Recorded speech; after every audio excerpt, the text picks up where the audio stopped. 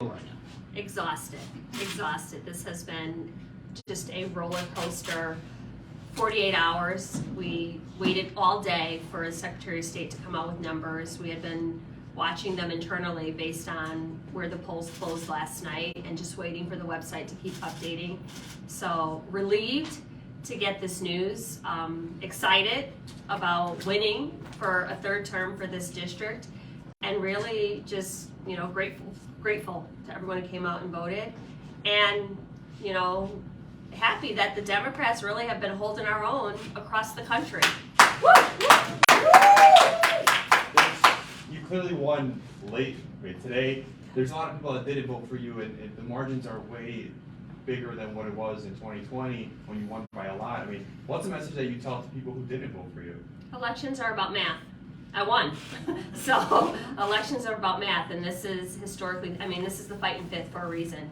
Historically, in a midterm year with a president in power, it would say that none of us were supposed to hold a seat, that I would have lost. So I'm grateful for the people who did show up, and I remind people every day that it's every vote, every person, one at a time. But I'm also going to say that this was a cycle that was different in other ways. National Republicans threw everything at me but the kitchen sink, put millions of dollars in this race, really started a months-long all-out campaign to shift the narrative. So I had to work twice as hard and really fight to hold this seat, and at the end of the day, I think that is the message that resonated with the people in my community, that I am one of them, I'm going to continue to fight for them, and listen, a win is a win. So I'm excited, I'll take it. And when it comes to policies, a lot of people were voting on inflation and cost of living. What's something that people are still concerned about? What's something that you would want to focus now that you're back in office? To continue all of the things that we were already working on. Obviously, I think a lot of the noise that we've been hearing is about the economy and all of the things that are happening.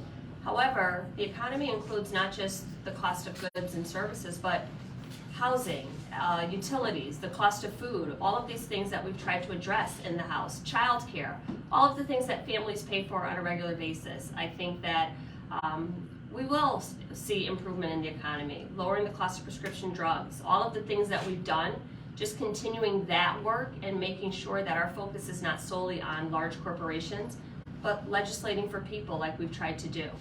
What's your message to both people who voted for you and also the people who voted for George Logan? My message for thank you. Thank you for allowing me to go back to Congress to represent this district. But my message, even for the people who did not vote for me, is the same. I am still your Congresswoman. I will still work for you like I always have. I will still deliver for the reddest parts of this district, the small communities, in the way that I always have. I will still have exemplary casework services that meet the needs of all of my constituents. So that part doesn't change at all. This is an election. This is part of our democracy. People make a choice, they get out and vote. At the end of the day, we have one winner. The votes decide, the people in the district decide. And I've come out in the majority according to the Secretary of State in the state of Connecticut. So I'm the congressperson for every person in this district, even the people who did not cast a vote for me. Has the Logan campaign reached out to you to concede? I have not talked to Mr. Logan. Okay. And when it comes to the House, I know Democrats kind of lost a lot. When it comes to the House, what's kind of your mindset going in now that things will be a lot different going into House of Representatives? I don't think that Democrats lost a lot. The prediction that we're going to lose 40, 50 seats, literally, there is still a pathway in the House. I think there are some places where people thought Democrats didn't have a chance and have held their own. There are places, Connecticut is one of them. So I don't think that Democrats lost a lot, but I think more importantly, everyone on both sides of the aisle have to have a firm commitment to getting to some sense of decency, to restoring our democracy, to making sure that we are upholding our norms. And anyone who's elected to public office should be committed to that.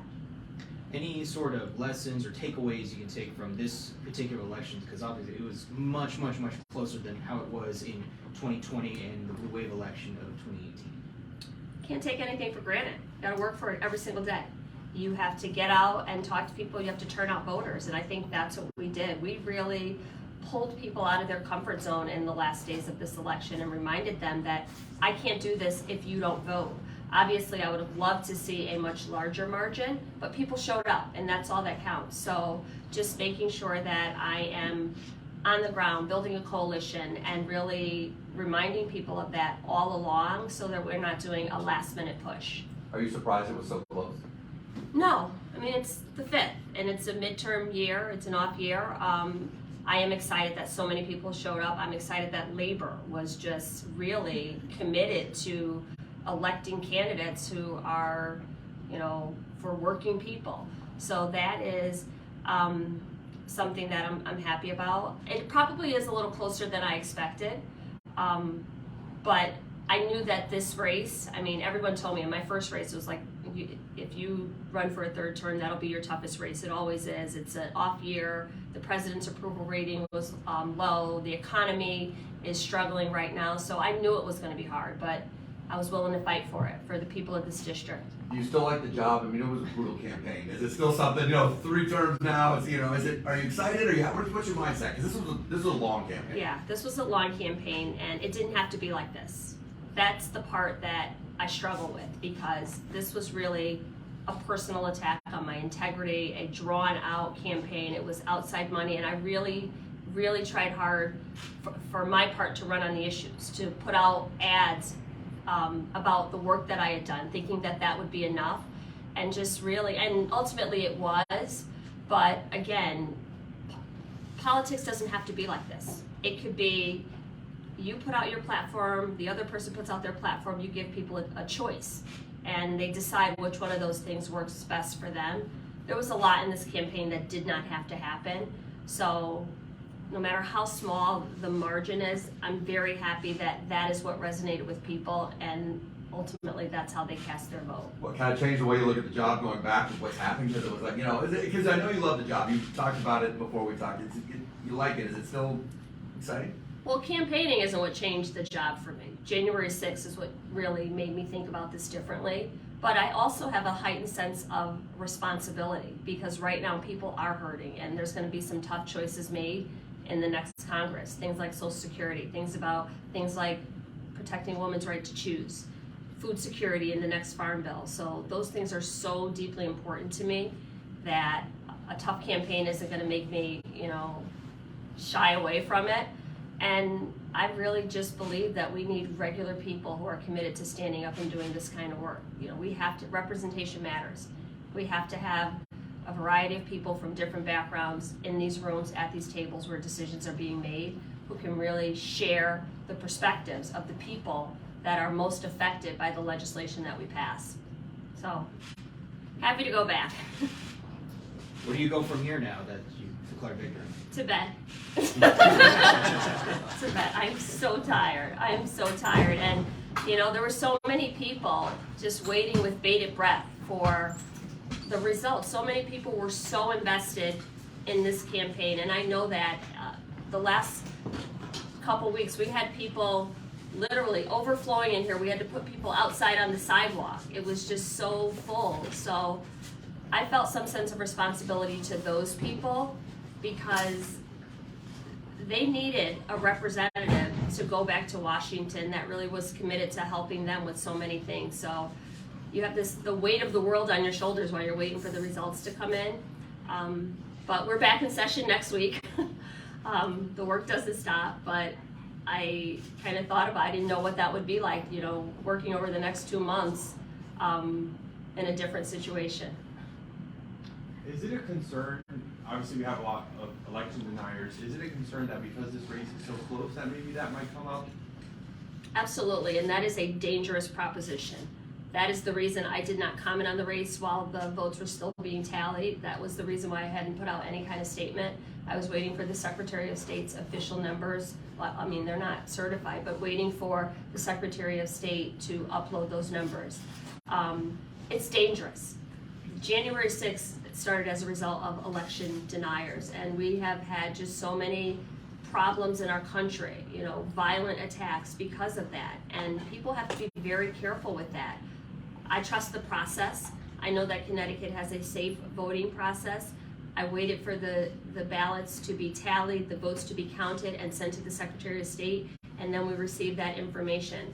I think people need to be very careful with that, planting the seed of distrust in our elections and in our system, because it is dangerous. And when that seed festers, we end up with violent attacks like we saw on January 6th. So that's why I didn't say anything about this race. I didn't make any comments. I waited to get the news from the Secretary of State's office.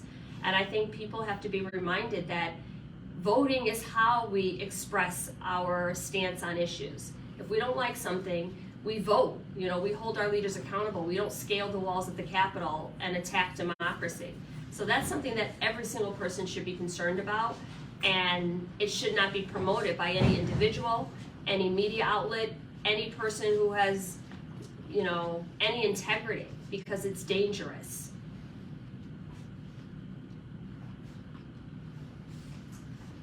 Good? Hey.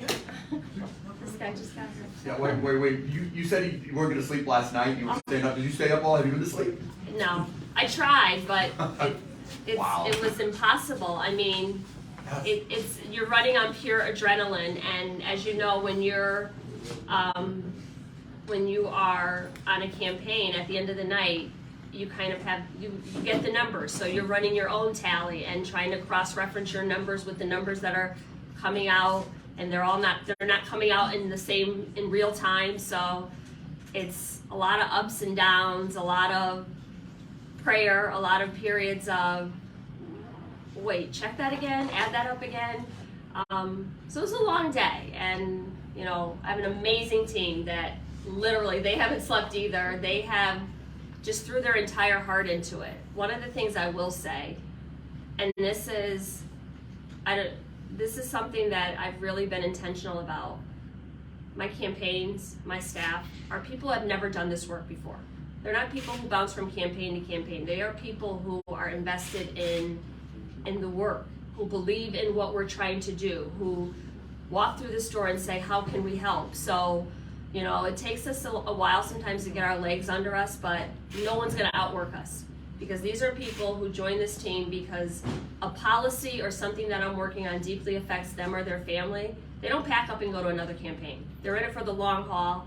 They wait until we close the loops, because they believe in the work that we do. They believe in the work that government does. So everybody gets to go to sleep tonight. Could you speak a little bit about the entire delegation that Connecticut will be sending to the next Congress and how you'll be working together? Well, we have an amazing delegation. I mean, everybody, I think our work really will be contingent upon the final makeup of the House and of the Senate, of Congress, if you will, because every member of the Connecticut delegation is either a full committee or a subcommittee chair, which is amazing. We have a 7-member delegation, and everybody has a very powerful position on a very important and impactful committee. So what we would be able to do if the Democrats were to maintain the House would be incredible. I mean, we were able to really fight hard for much of the relief that came back to Connecticut from the American Rescue Plan, which 169 cities and towns are using not only to rescue but to recover. Infrastructure, you know, I'd like to see the child tax credit reinstated and child care a part of the work we do. Really intentional investments in education and closing academic gaps. And I have a delegation that works with me on all of those things. So excited to go back. It generally takes a while to stand up legislation. I mean, speaking of the child tax credit, Rosa DeLauro worked on that for close to 30 years. So I think in my 3rd term, I'll really be able to push really hard on some of the things I've started and really tried to work on with food security, with special education, and closing gaps for kids who have special needs. Those are things that I really think have to be a part of legislation in the next Congress. Sorry, we just got here. If you wouldn't mind sharing how you're feeling and your thoughts on really this close of a race. I'm tired. I'm tired, but excited. I knew it was going to be a close race. I didn't know it was going to be this close, but I was willing to fight. It's fight and fit. Everybody knows that, and I think that just in spite of everything, like I said, they threw everything in the kitchen sink at me and put millions of dollars into a race. So this wasn't a race. This was different from my other races because this wasn't me against my opponent. This wasn't a race between two people fighting to represent this district. This was a race between me and, you know, national super PACs who came at it from every direction. So for me to be able to just stave that off and still come out with a victory, I think I'll take it. Have you heard from Mr. Logan? I have not. I'm sure they're probably waiting for, you know, an official check mark from someone, but the Secretary of State is the one in Connecticut who certifies our results. You know, the numbers are what went into the Secretary of State, so I'm confident. I felt confident to come out once I saw that statement come out from the Secretary of State saying that we were outside the margin of a recount and they had gotten the numbers in from all of the polling locations. Do you think there's a possibility Mr. Logan could file a lawsuit going against certain ballots and just sort of a way to possibly recount? But That's it. That is his right. I think that, I mean, we've counted the numbers, we've counted them over. I welcome anybody else counting them, Secretary of State, but that is his right. With the numbers that are playing out currently in this race and how Election Day has played out, do you have any confidence that the Democrats can keep the House? There's still a pathway. I'm seeing my colleagues from around the country do some amazing things. Races that have been counted out, you know, there was, like I said, millions of dollars dumped into my race. There are some colleagues that have had 2-3 times that amount, and they are still holding strong, and there are tight margins. But I think, you know, in this environment, with, you know, in a midterm year with a Democratic president, the fact that there was not this clean sweep that everyone was talking about is a story in and of itself. You know, we had some really strong candidates in the toughest districts around the country who have really held their own. I mean, and of course, there's been some losses around the country, but nothing compared to what was predicted.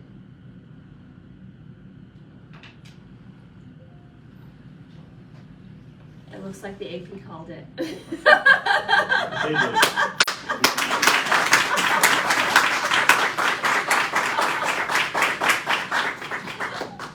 your final message to people in your district, whether they vote for you or not? Thank you. I'm your Congresswoman, and I'm still going to work for you. I'm Jahana Hayes, and I approve this message.